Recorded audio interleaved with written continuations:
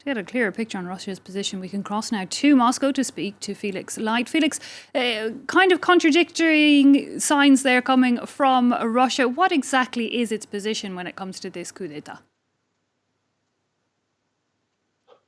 Yeah, well, I think, as you say, it really remains to be seen, to be honest. From the beginning of the coup d'etat in Myanmar, Russia initially sort of signaled that it was mainly focused on extracting military and economic concessions from the new authorities. But more recently, as you say, it's moved towards condemnation of the crackdown.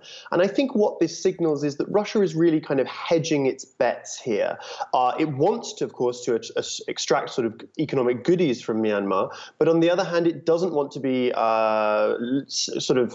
saddled with a political liability in the form of an unpopular military regime.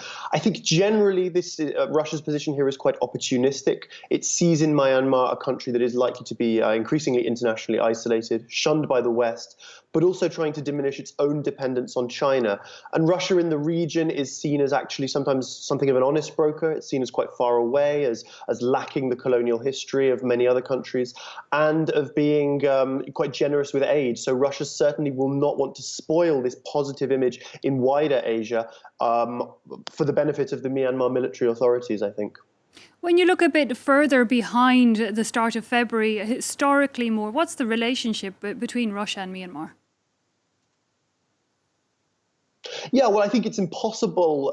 It's very important, I think, to remember that that Myanmar is not some kind of old Cold War ally of the Soviet Union, as many of Russia's contemporary partners are. On the other hand, cooperation has been deepening, and it's been deepening more recently. We've seen deals on things like arms deals signed in the last 15 years, things on nuclear power. Quite crucially, the Myanmar military has regularly sent delegations to the celebrations of the victory in World War II in Moscow, which is really the key sort of political and military event of the calendar in Russia. So there definitely has been a real appetite to deepen ties on both sides here. But I think in general, this is a story of kind of cooperation between the two militaries. Russia has a very large arms export industry, and Myanmar has a large and indeed bloated military. The two countries simply have interests that knit together quite well. And I think the cooperation between these two militaries is really coming to the fore now, with the crackdown in full force on the Myanmar side. Felix Light in Moscow, thanks indeed for